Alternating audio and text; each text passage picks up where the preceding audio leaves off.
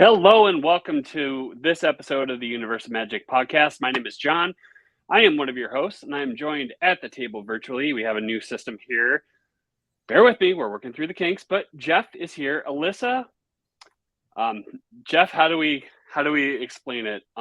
Got hit by the daycare monster yet again. Yep. Daycare monster hit her. Not only did it take away her voice, it sounds like it's knocked her out with the flu bug. It's leaving part of her. Yeah, she's getting some medicine right now. So you got the boys tonight. Yes, you had the boys, and it's a boy-like topic, but with a little twist. Yep. These two have been on the podcast. We're going to introduce them one at a time to do it proper. But before we do that, we are brought to you by momentsofmagictravel.com. Just check out the website. Look up an agent near you. It's a great site. It's a great company. Shout out to Leslie and Cindy and everyone else who's behind it that makes this machine work. And with that, I'm going to join my neighbor to the east here, Bethany. How's it going? Hello. Good. How are you guys? Good. So, Bethany is a great agent outside Rochester, New York. So, and then we're going to add our other agent, and I apologize for looking off the camera. I don't have my system quite set up yet, but that's okay. Beth Tyler, who's been on the show before, it was actually when we did Disney This or That, and I think we're going to have to do that again because that was really fun. I would love it. Draft, right? It was the draft.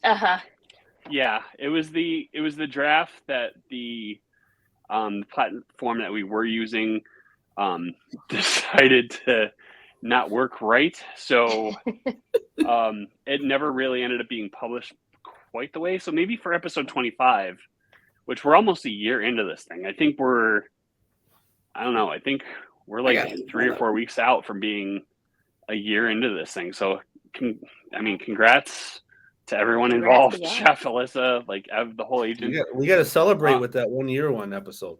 Yes, we will have to. Let's see. Yeah, you're about 2.5 weeks shy of a year. The first episode was April 5th. Yes. So I think, you know what? I'm gonna call my shot now. We are gonna do Disney This or That. And then we'll save the attraction draft for when it's actually draft time. But that being said, we'd be remiss if we didn't talk about the news real quickly. Disney was just dropping a lot of news this week, and we'll actually throw some of the pictures in, but they released concept art, and actually they showed progress of Lighthouse Point at it's the new, how do you explain it, Jeff?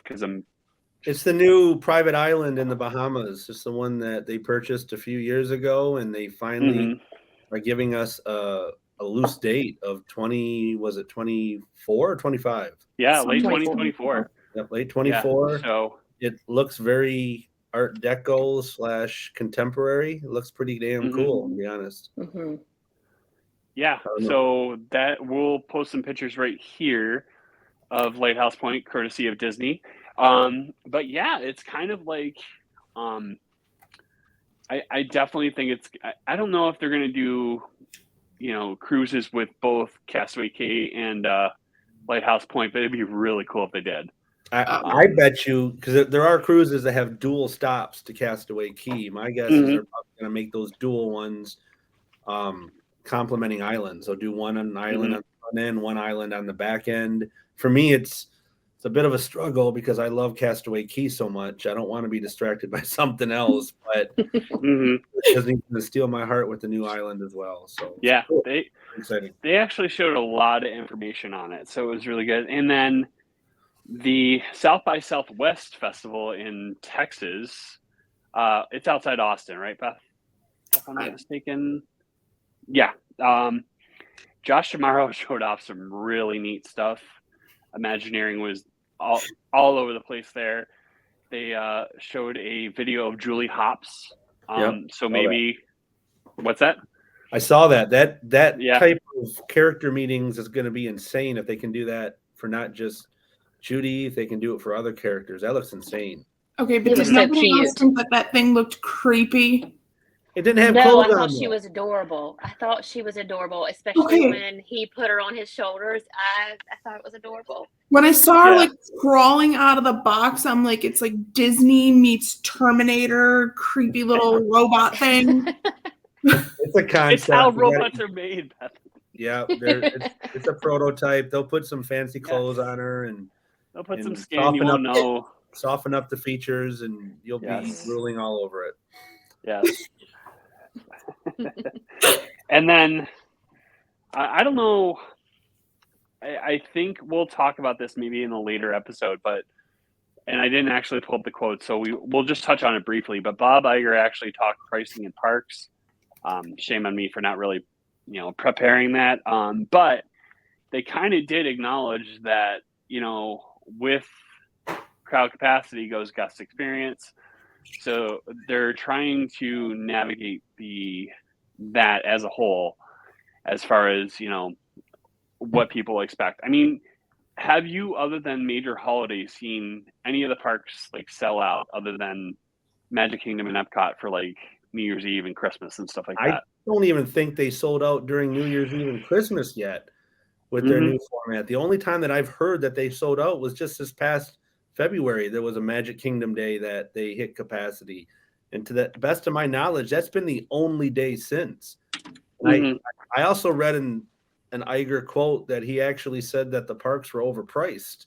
So I'm going to be very interested to see what he does with that quote. He hasn't changed prices yet. Right. You can talk all you want, but what are we going to do about it? Right. And I think that like he knows the Disney community is the pitchfork in the kindest way possible type of community. They're chomping at the bit and they need to see some action. So they've seen like good talk, or they've heard good talk. Now let's transition it to. But will he be around for very long? Because it seems like he's already trying to discuss or name a successor. I mean, I would like to see Iger for at least 2 to 3 years, clean up the ship a little bit. But I mean, I know we have him for those 2 years, but do we think it could be possible? Because he said he was done when he left the first time. Yeah, all I know is I don't want Adam Silver. I mean, I've heard that rumor. He's probably great for the NBA, but what qualifies him to run a park? That guy. Oh no. Yeah, that's a strong rumor. Adam Silver's all over the place. Oh God, I haven't even looked at that. Wow. Yeah, when this call is done, Google Adam Silver Disney, and it's all over the place. Oh man. Do you think Josh Tomorrow would take it? I haven't even heard him being rumored to be it, but I think he'd be obviously he's got to be at least in the discussion. I mean, I don't see how you can't have that conversation and not talk about him. He's Mr. Personality. The crowd definitely likes him. The crowd loves him. The cast members like him. I think that like the pushback on him is he doesn't have the business acumen for that role. So we'll be interested to see, kind of where things go from there. But like, I mean, Bob Iger inherited a mess, and like the PR campaign he's been on has been nonstop since we had that announcement. Well, he's cleaning up the mess that just resulted in officially the Reedy Creek being dissolved. That's being on property last week and seeing all those Reedy Creek signs, knowing they're going to be going away. It's official, man. It's now under Florida control. Mm-hmm. So, and part of the mess he's cleaning up. Yeah. So have fun with that. So getting to our topic tonight, we were going to touch on a couple of Disneyland things, but we have, Jeff, where are you, by the way? I am at Disney's Vero Beach Resort. I'm away from the parks for this week. We came to the ocean, and we're going back to Orlando next week. So I'm basically in the state until the end of April. So loving it. I hate you. Right. Jeff, I want to be you when I grow up. It's called snowbirding. We're enjoying dipping our toe into it. My son's working at Disney, so I'm gonna basically stay an extended period of time to spend Easter with him. and my wife will spend it with my daughter back at home. So we'll be in dual places for a little bit. Nothing wrong with that. So anyway, going to our topic tonight. I mean, with the new season of I will say this. Pedro Pascal is excellent at going from saving kids during the apocalypse to saving kids who want to be killed or want to be killed by the First Order. That's kind of our transition tonight. We're going to talk about Star Wars. We're going to give you everything you need to know about navigating Galaxy's Edge, all the other Star Wars activities at the parks, and we'll even talk about like series and what we think of them. So yeah, the new season of Mandalorian dropped. It's been great. Like the first 2 episodes were really good. The last one was phenomenal. It's really good. I cannot wait to see where this show goes. And there's so much, and there's even like I realize I'm all over the place with this, but they're talking about Jon Favreau wants to put a Mandalorian attraction in the parks, which would be amazing. I got to see Grogu and Mando last week. So was he not adorable? He was definitely adorable. You know, they started it out at Disneyland and they brought it to Disney World just within the last couple of weeks. And I'm honestly surprised it took that long. Hey, in honor of it, I got my Hangover Grogu shirt.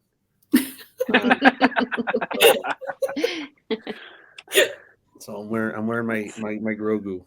So, but yeah, it's the episode so far has been great. I'm really anxious to see where they take season 3. We got a new episode dropping tomorrow. So much going on with Star Wars, just period. Awesome. Yeah, it's been great. And, you know, being a child of 77 myself, like, there's something to be said when I walked into Galaxy's Edge for the first time and saw the Millennium Falcon. I did cry. I will own it.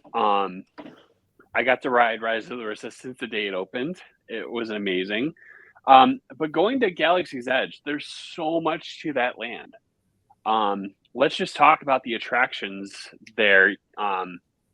There's Rise of the Resistance, which is $1 billion attraction, and it's amazing.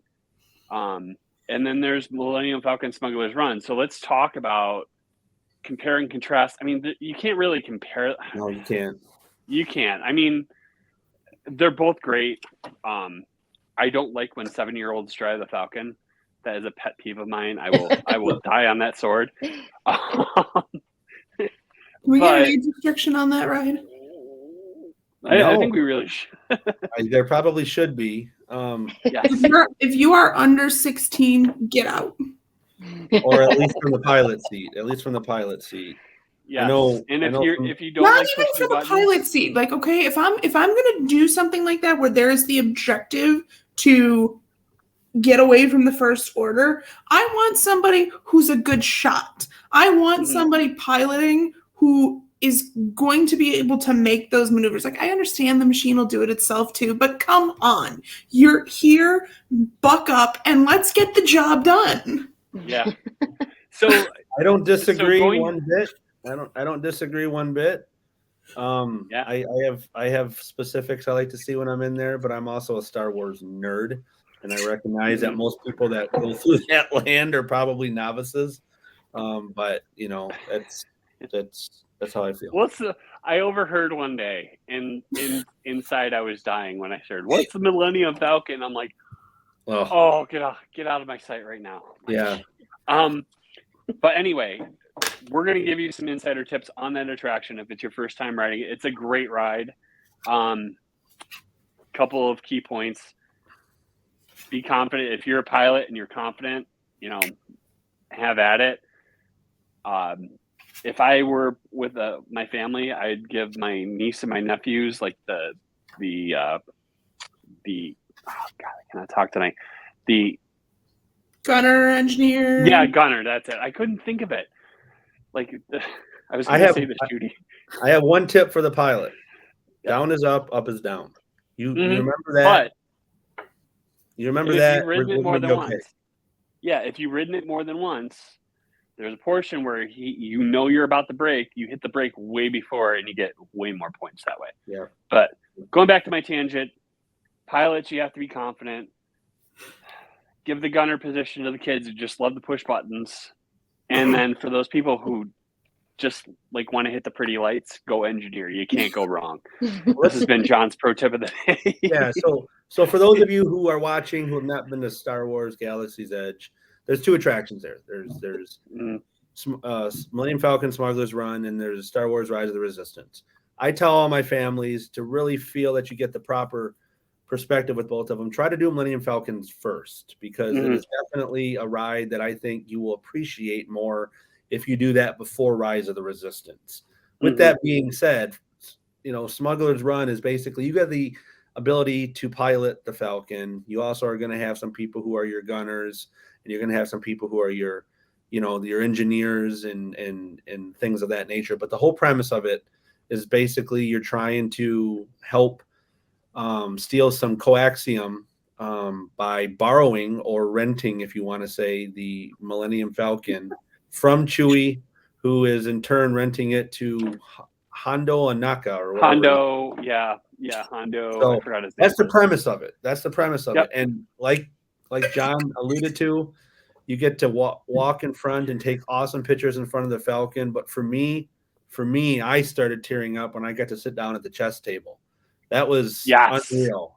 Right before you get in the cockpit, you are in the, I guess you call it the public space area, and you get to sit at that famous chess table and get a family picture. I would recommend, sit there, guys, with your. It looks like they're really trying to move you quickly, but they are so cool about letting you sit down and take a picture.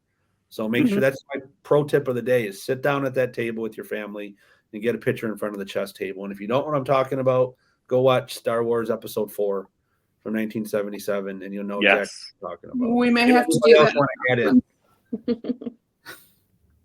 They didn't let my husband and I do that. I mean, granted, we were there in 21, so we were still kind of like considered in COVID time. Yeah. And they weren't letting people sit down and take pictures at it, which I was kind of bummed about, but I got it. Like, I get it. Yeah, they're letting them now. You might just sacrifice your spot to the next group, but who cares? You're in. Oh God. Yeah, it's definitely one of my favorite family pictures. But that's how I would. And honestly, so one trick Chewie mode.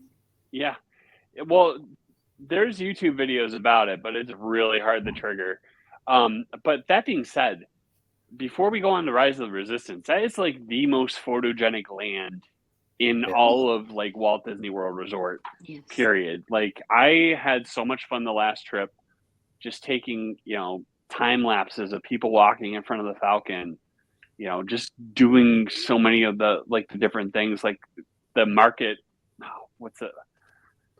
The marketplace where you can, like, right by Ronto Roasters, which we'll talk about food. Oh, Docking Bay 7, I think. Yeah, Docking Bay 7. Like, the immersiveness that you get there is just spectacular, to say the least. But moving on to Rise of the Resistance. Yeah. It's an experience. It's an experience. So, yeah, exactly that. It's not just a ride. It's an experience. Like, if you have, and I don't know if I should play spoiler here, Jeff, so shun me if I get this wrong, but if you have cast members that are really into their roles, it just makes it so good. And if I feel bad for people when they go there and they're being yelled at by the First Order, like, cast members, like, they don't quite understand. And it's just like, just play along and be snarky with them.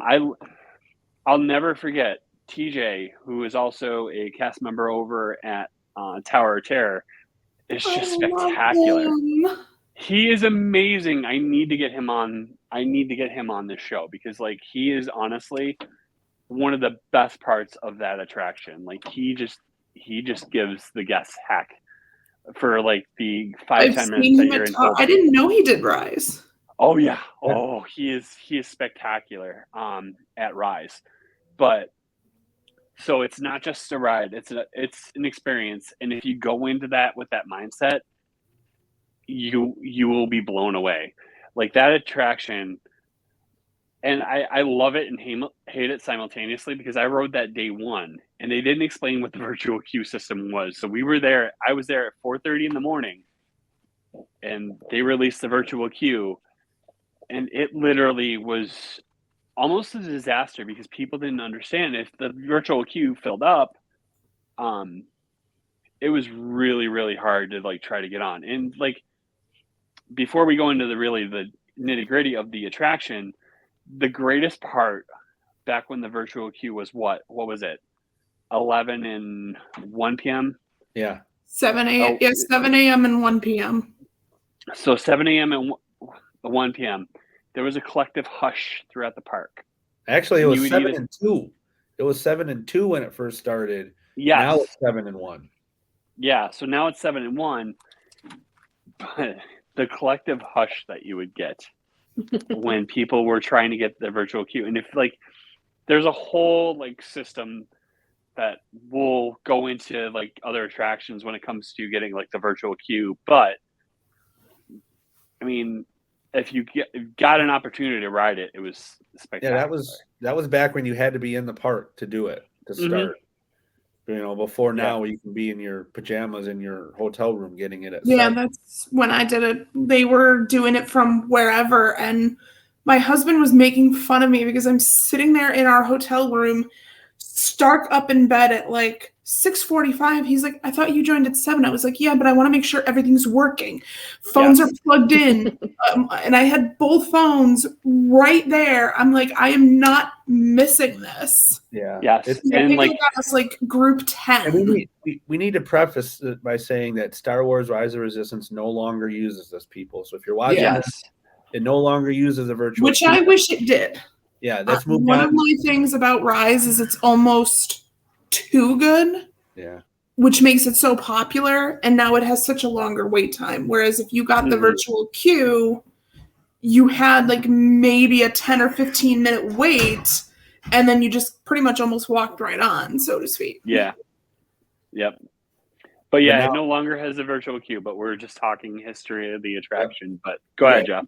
I was just going to say that the virtual queue, I have a love-hate relationship with it. I think it's definitely something I would like to see expanded to other rides. But the hate part of it is seeing people that don't want the technology when they're in the parks. They don't want to use it. They don't want to be on their phones all the time, not be able to experience those things. I get why they're upset, why they're angry. One of the things I tell all my families when they travel, we always have a dot the I's and cross the T's calls before my families travel. And I tell them, with all this technology, it's great. Definitely utilize it and Genie and everything. But it's okay sometimes to put that phone away and just kind of, let your kids take your hand and take you wherever they go. Those are the people that miss out on these types of things. And it's a bummer. So that's why I have a love-hate relationship with it, because I think it's valuable. I'd like to see it expanded to more rides. But there's going to be a faction of people that just will not use it. They just won't use it. So, and I don't know if you guys saw the news. We missed this at the start, but Disney announced too that when Tron, the new ride at Magic Kingdom, opens up, it's going to be utilizing from day one the virtual queue. But they're also doing it for Guardians at the same time, which is kind of rare. They announced that Guardians stay in a virtual queue mode. So I wonder if they're testing multiple rides here. Yeah, it's a good thing you mentioned that. That was when they dropped Rises, was when Remy's Ratatouille Adventure opened. Yep. They dropped Rise for Guardians. Yep. So, and then they dropped Remy when Guardians. For Guardians. Yeah. And now they're keeping it. Anything we want to add to Rise? Because I know Jeff has some stuff. He has dinner and don't worry about that. So Rise of the Resistance. My only complaint about it, and it's more or less just I guess an engineering thing or Imagineering they got to fix, is Kylo Ren never seems to make an appearance anymore in the ship when he's it's always, I always get and I don't want to spoil it for people, but that's you're not necessarily coming here to not hear about what we think about the ride, so I think it's okay. But I always get Kylo outside of the ship in his little fighter versus seeing him live right there in front of you. So that's one thing that seems to be broke a lot. Is that like amazing? Show, I take it? Yeah, it's known as B mode. It's known as B mode, and I will tell you, I've been walked off that attraction. It's $1 billion attraction, and this goes back. We've been on this. I think we've done this tangent a couple times, Jeff. Like, there's some things that need to be fixed. Yeah. Like, I don't get me wrong. That ride like elicits a reaction the way Good Barbecue does with me. Just I'll even show that picture like right now. As far as like the first day I rode it, the time when you open up and you see like the room of stormtroopers, your mind is blown. My God. I cried. It's just spectacular, and it goes down to, we've talked about this before on previous episodes, where you are blown away by Disney engineering because you see what's possible. Yeah, it's just maintaining it. It's just it is the fun part. But the rest of the whole area is just so immersive, from the stores we talked about to the restaurants, Docking Bay 7 and Ronto Roasters, to you have the ability to make a droid, to make a lightsaber at, Build a Droid and Savi's. You got Olga's Cantina, which is has such a great Mos Eisley vibe to it from 77, even though I wish they would play at least on rotation the memorable song that we all remember from 1977. They don't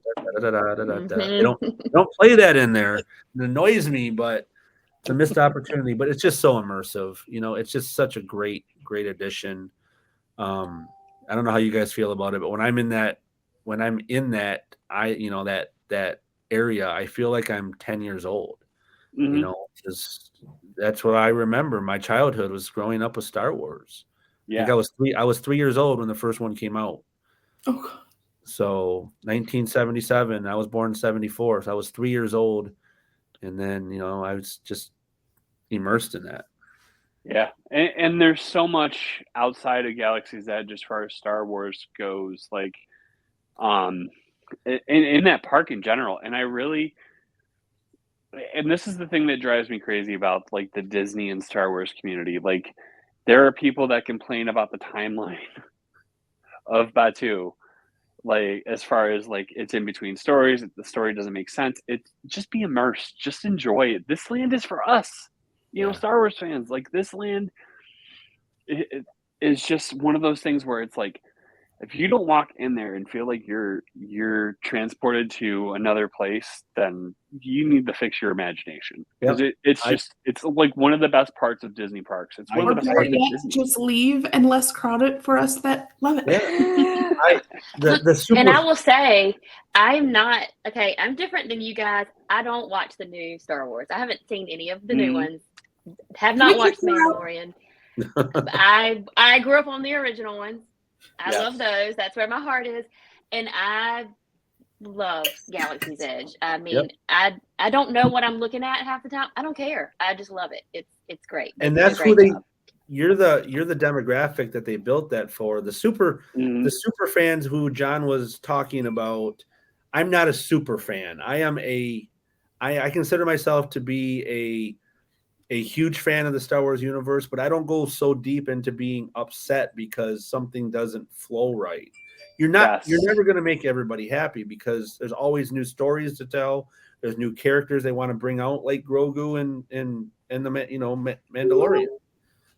I think we joked about it in the pre like show chat that it was the Disneyfication of Star Wars. But you know what? I'm okay with that, because like you brought us characters like Grogu and like all these amazing like stories, and we'll touch on something in a second here, but like it's one of the best parts about like the whole like acquisition of Star Wars from Lucasfilms was Disney would take it. And like the thing I joke about like Disney films in general is like, and it's common across Marvel movies, and if you really like pay attention to it, there's always like that one character that they show the superhero rescuing.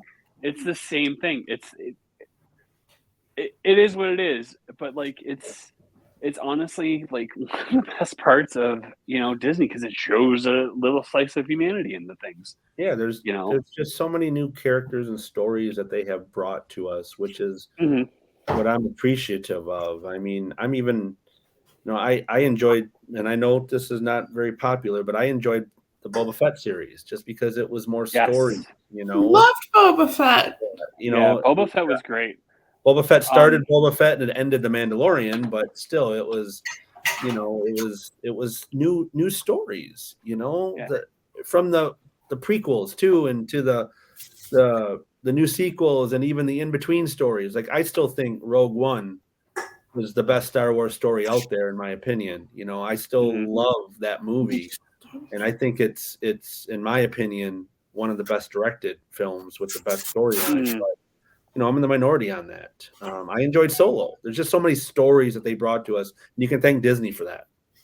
Yeah, it's totally the Disney vacation of Star Wars. Speaking of Disney vacation, and again, if you pay attention to any other podcast, vloggers, like stuff, there's always a mixed bag on this next topic. But the galactic starcruiser, this is like the ultimate like destination vacation for me. I just can't shell out the money for it right now, but there's good and bad to it. And I mean, I want to be a part of that, 2-day excursion. I want to experience what it's like, on that ship. And I know, Jeff, you've sold a couple packages. Go ahead and share what your clients have to say about it. Yeah, so I've had 3 clients travel on Galactic Starcruiser. 3 very distinct families, one of them being a super fan, the other one being very similar to me, and then the third family just wanted to do something different. And we just, they were in Orlando for a few extra days, and this was something that they decided to do. So I got 3 different perspectives from it, and all of them ended in them loving it, being immersed in it. Now, I agree with you, John. The price tag can be a little bit of sticker shock, because it's 2 night stays, 3 days, and you have the ability to pick different styles of cabins, but it runs anywhere from $6,000 to $9,000. So it's not necessarily a cheap vacation, but it's more in line, the way I describe it, as like a cruise ship type scenario. You have specific things going on throughout the day. The notices that you get in email for your clients are very Disney Cruise Line like, just to give you guys a heads up if you haven't booked one of those. The time frames as far as payment and all that's the same. But here's my take on the whole thing. And what we are talking about is a Star Wars experience that, in my opinion, is going to be drastically changed over the next couple years. I think you're going to see it become a little bit more affordable for some families, because they have a lot of dates that are being not sold out right now. I hope so. And here's the thing. Here's the thing with that. And again, it kind of rolls into what we talked about, Rise of the Resistance. It's an experience. You're paying for the actors, and the technology that surrounds it. I mean, there's a lot to it. And I don't want to, I haven't been on it personally, but everything I've read, it's, the actors that they bring on are first class. Yeah. These are the people that you pay big bucks, to be immersed in a story. And if you go into that perspective of, it doesn't match the timeline, or, it's just a cash grab. It's not. It's kind of bringing forward the story of Star Wars, because it's a massive, there's so much potential to it. Yeah. And that's kind of it's like Magic Kingdom or like Disney World in general. You haven't even untapped the potential, of that place. I mean, they can expand Galaxy's Edge and it would make that park that much more crowded. And I do think you're going to have more people that are going to experience it in the future. I really do feel that. Now, obviously, everything we're saying here, guys, is an opinion.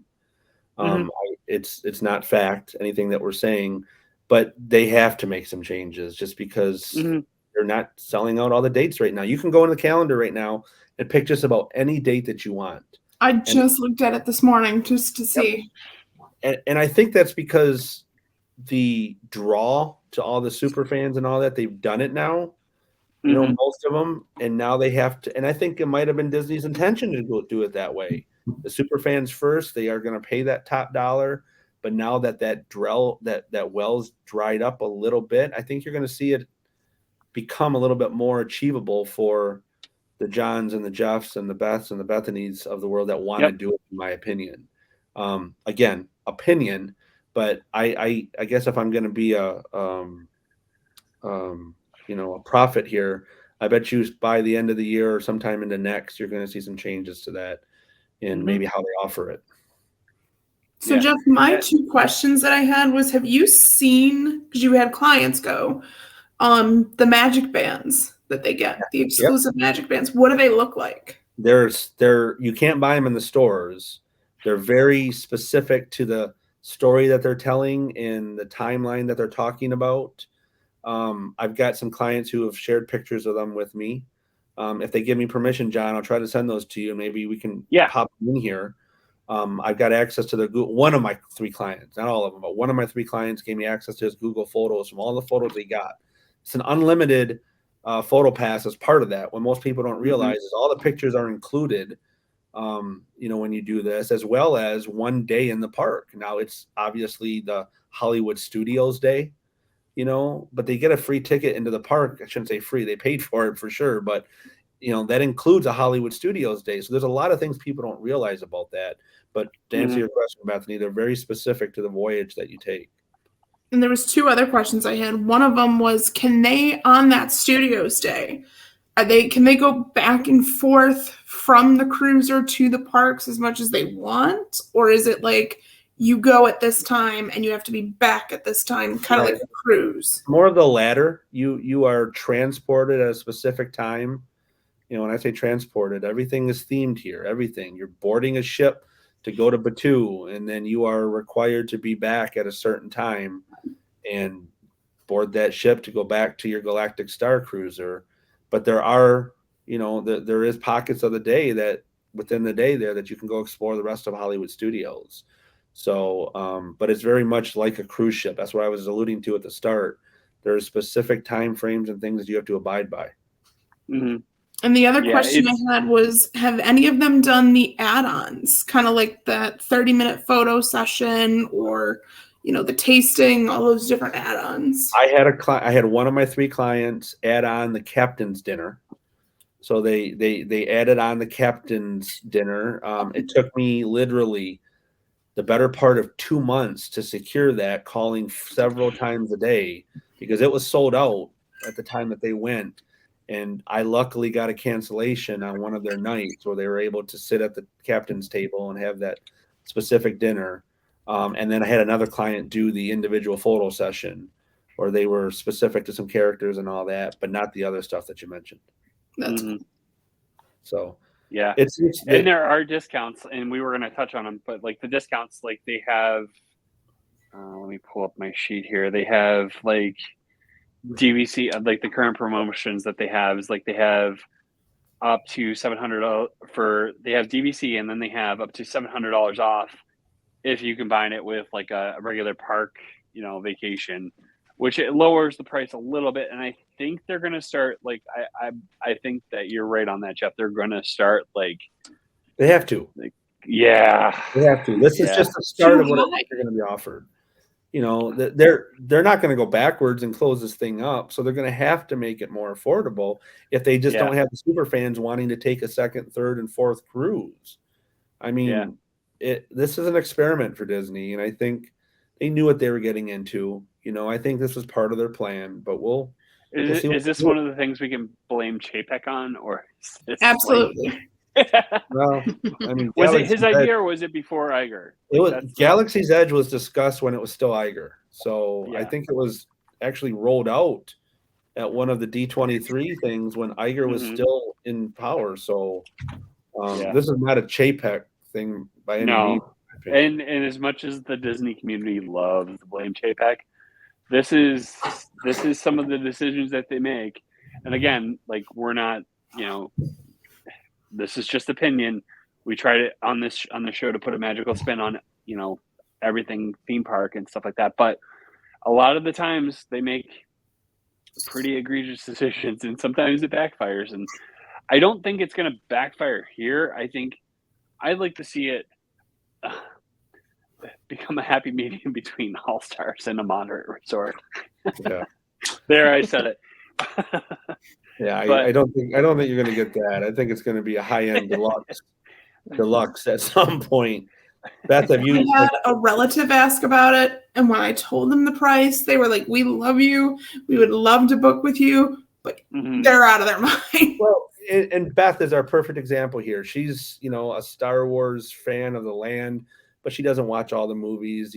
She's probably been forced to watch some of them with her family, whatever. Is it from a consumer standpoint, even though we're all agents, is that something that you would even consider for your family at $6,000 for 2 nights? Not for 2 nights. No way. And I think if they could price it more along the lines of a 2-night Disney cruise. Yeah, exactly. Like one from Port Canaveral, then we're talking, but not for an Adventures by Disney price, no. Yeah. Like, and I think Beth has hit it on the head. I think that's what they're going to go towards. They're going to do more of like a 3 and 4 night cruise pricing, because that's a heck of a lot less to take a cruise than to do the Star Wars Galactic Starcruiser. So, changes. That's what Mike and I talked about, because we're like, we could take a 7 or 10 day cruise out of Port Canaveral for the price of a 2-night stay at the Starcruiser. Right. Well, I think even like with some of the Adventures by Disney, especially the California stuff, you can go out to California. How long is the ABD in California, Jeff? Is it 3 or 4 days? I think it's 4 days. So, yeah, it's 4 days, and for that price, you can get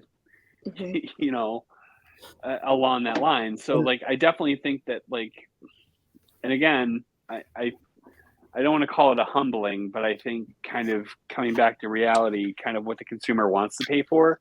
Yep.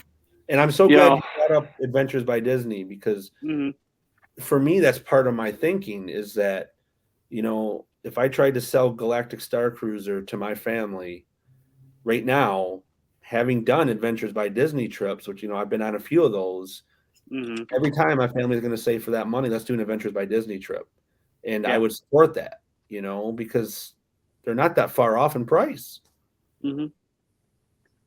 Yeah. Yeah. I think if they dropped the price by half and maybe included VIP when you do your day at Hollywood Studios, like a VIP tour where they walk you to the front of the lines, maybe. That's interesting. The other thing I thought that they should include. Go ahead, John. No, I was going to say that's a good proposal for what that you're is paying. A great proposal. But the other thing I thought they should include for the current price tag, put a limit on it, because I understand not including alcohol to, not promote as much of the drinking, but at least give me 1 drink each day for that price tag. So that way, when I look at my bank account, I don't feel as bad. Yeah. It better be one heck of a drink. Unlimited fuzzy tauntauns, like, there you go. Right. So, all right.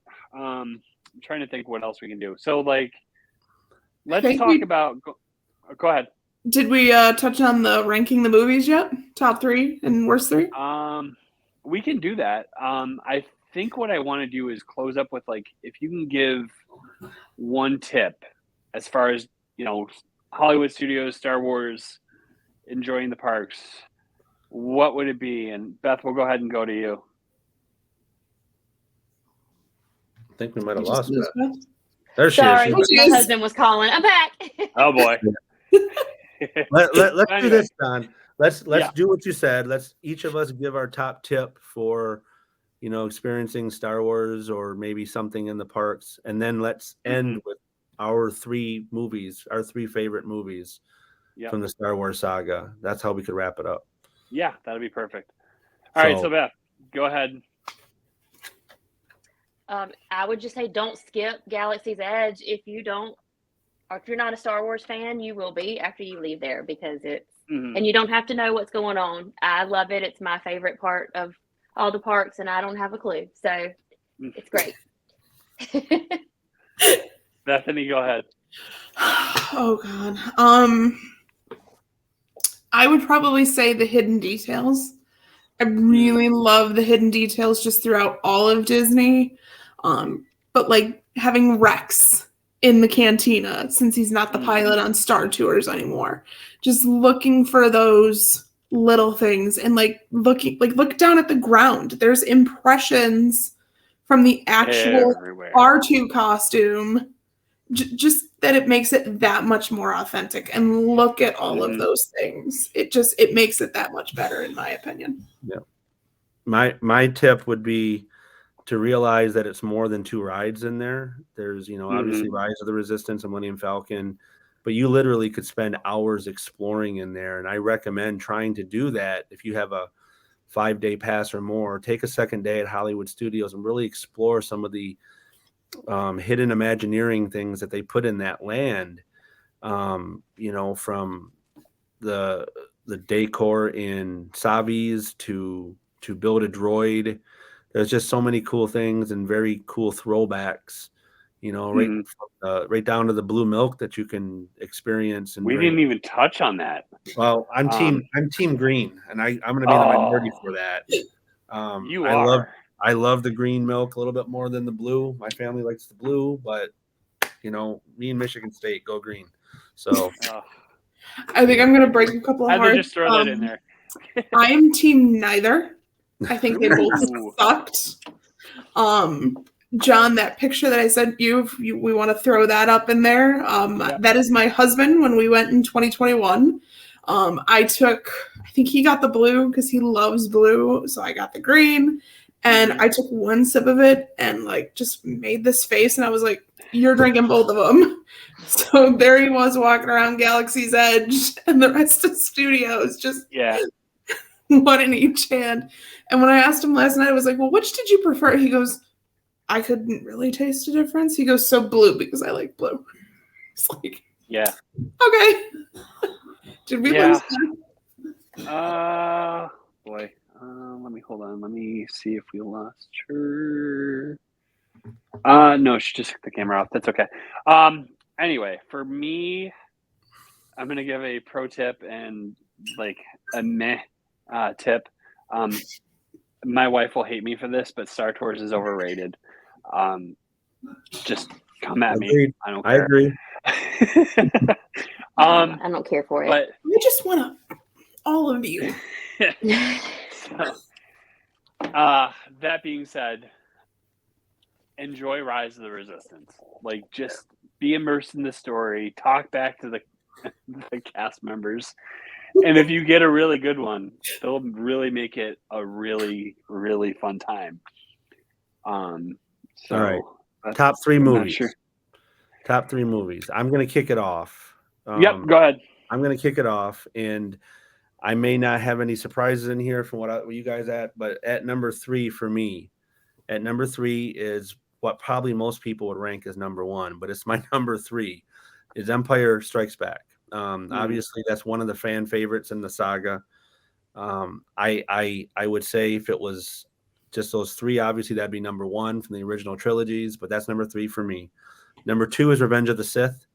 And that's mainly because I'm a huge Darth Vader fan, and I just love seeing how Anakin becomes Darth Vader, and the fight on, the Mustafar system was legendary.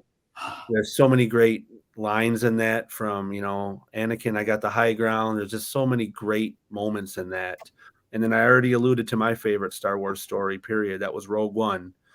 Because Rogue One is the Andor, Andor stealing the plans to the ship, and how, Princess Leia came to get those plans from R2-D2 in the first episode from 1977. I love that. And obviously for me, it created a spin-off show that just got done airing here this past fall, which was Cassian Andor. The Andor series, amazing, because it basically, in my opinion, gave me a new perspective that there were other things other than Jedis in this series. This is a very dark series that just focuses on a very, non-powerful person who ended up taking down the Empire in essence by stealing the plans, and it's his backstory. So that's my 3 favorite movies: Empire, Revenge of the Sith, and then Rogue One, a Star Wars story. So that's my 3. Bethany, go ahead. What about your bottom three? Oh, my bottom three probably would be the first. Well, that's easy. Oh man, that one's tough. I would say it's probably any of the three from the new Star Wars could basically be in there. Any of those three. Not to say I didn't like them; they were definitely entertaining. They're kind of like Marvel movies. I love them all for certain things. But those are going to be probably the bottom three that I watch in order. You know, if I'm ranking them, I wasn't a real big fan of any of the three most recent movies. I guess you would call them the prequels. Yeah, the whatever you want to call them. Not to say I don't appreciate, you know, the story that they tell and, you know, with Poe Dameron and all the characters, but those probably three would be in the bottom for me, Bethany. Oh yeah. Yeah. Beth, go ahead with your top three. This was so hard for me. So my number three would be Rise of Skywalker. I am very much a dark side allegiance. Love Kylo Ren, but I also really loved Rey. I loved that kind of conflicting relationship between the two of them. They're fighting each other, they're helping each other. And that ending scene of them fighting in that movie, just loved it. Attack of the Clones would probably be my number two. Again, Darth Vader is absolutely my favorite. He's always working with me. Love Hayden Christensen, though. I think he's so fantastic in that role. Also really love Natalie Portman in that. I hate her in everything else she's in. I'm not a fan of her in anything else. And my number one is Revenge of the Sith, again, for all of those same reasons. I love seeing him torn between his relationship with Obi-Wan and the Jedi Council and wanting to be more and knowing he shouldn't want more. I just love that whole premise. My bottom three would probably be A New Hope, because I think Luke Skywalker is a whiny little bee throughout the entire movie. Just, but I want to go now. No, shut up. No one asked what you wanted. He's Caillou of He wanted to go pick up power converters in Tashi Station. Yeah. Jeff's probably going to want to reach through the screen and just, you know, strangle me. But Rogue 2, I think it's incredibly, or Rogue 2. Rogue 1, I think it's incredibly boring. I fall asleep every time I try and watch that movie. And we saw it in the theater for the first time. And I even fell asleep in the theater watching this movie on Christmas Eve with my family. And my number one worst would probably be Solo. I don't think they did a good job with making the actor that played young Han look like Harrison Ford. Yeah, and I think that's another one. It's just kind of boring for me. It's not as intense as the originals. But I think Disney Plus changed the whole mentality of what they're doing with those pre-stories with the series. You know, I mean, look at what they did with Obi-Wan, bringing Hayden Christensen back and having the second and third fight between those two were amazing. Mm-hmm. You know? John, what about you? What's your movies? Oh man, I got to go 83, Return of the Jedi, like the Ewoks. I mean, what kid my age didn't want the like Star Wars playset with the Ewoks and the tree stand? Like that was amazing. Like, didn't you have those? Yeah. Oh, I did. Like I was obsessed. Like my husband even I had the audiobooks. I had everything. Like I was obsessed with the Ewoks. Like so cute. They are. And like one of the best parts about it was I think when was it? It was 2019. I think we got to do the BBC after hours party. I got to get my picture taken with Ewoks, and here I am, the 6'10" guy, like standing next to 3 or 4 like people in Ewok costumes. It was amazing. You could probably pick them up and hold them like a little. Oh my god, yeah, it was so cute. Rogue One is definitely up there. I did enjoy that story. I gotta go the original. Look, I know I tried making the joke that Luke Skywalker is Caillou, but like the original was just groundbreaking. as Yeah. far as like He's everything. just so whiny. It's like, kid, I'm not disagreeing with you, but quit your crying. He's a teenager there. yes, Whining like a little baby, and your family hasn't even been slaughtered yet, and you're already crying. Like, yeah. All right, and so I'm just going to preface my bottom 3 with anything with Jar Jar Binks, because There you again, go. that was a Disney vacation of Star Wars, because it's like, me so not like that character. Yeah. why does everybody hate Jar Jar? I think he's so cute. No, I gotta say I'm with John on this one. I'm not a Jar Jar fan. God, no. Like, and then the Rise of Skywalker, because anything with Mark Hamill, just Mark Hamill. I love the guy. He just tried too hard in those movies, like all the facial. Like the one time he was like showing Ray the like how to do things, and he was like jumping from pole. He takes the note. He goes, "Oh, like I'm hardcore." How does that go again, John? You want to do that again? I can't duplicate.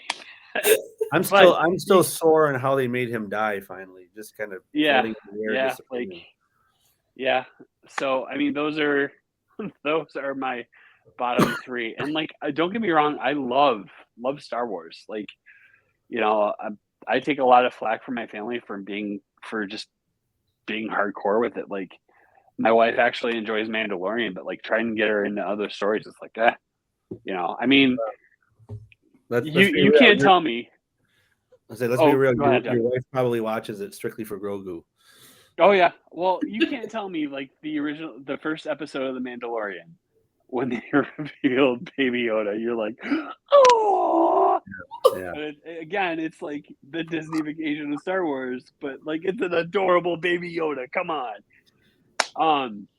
Anything else we want to add before we wrap this thing up? I think we lost Beth, but that's okay.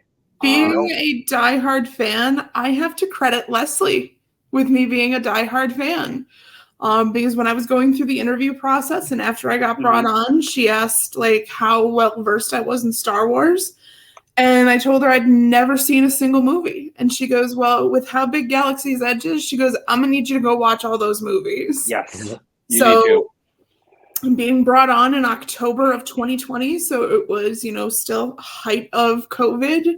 That's what my husband and I and my stepson, we did during, those still lockdown periods. We were watching a movie a night, and I was all right with Phantom Menace. I'm like, okay, I got some questions, whatever. End of episode 2, I was like, okay, I'm feeling this. Watched Revenge of the Sith. Bawling at the end. Was in love, and my husband looks over at me and he's like, do you need a moment? And I was like, I was hooked. Like, and when we got to Galaxy's Edge, I cried when I saw the Falcon. When that Star Destroyer hangar bay opens up and those stormtroopers and the TIE fighters are there. Yep. Oh my God. And one of the cast members, she looked at me and she goes, what are you crying for? Yeah. Not handle this. And I just kind of shook my head and I'm like, no. Yeah. But yeah, definitely. Like, in fact, we'll at the end we'll show the time lapse of me, like the Falcon. Just like I sat there for like 15 minutes and just watch people like all at the Falcon. It was like, if you're a fanboy like me, and like not even a diehard fanboy, but you can appreciate like the creativity that is. I mean, am I going to get scoffed at, Jeff, for saying this? This is American storytelling, like American creativity and storytelling at its best. Yeah. And I'll die on that sword. Like, I mean, as hokey as the original movies are, it's just great.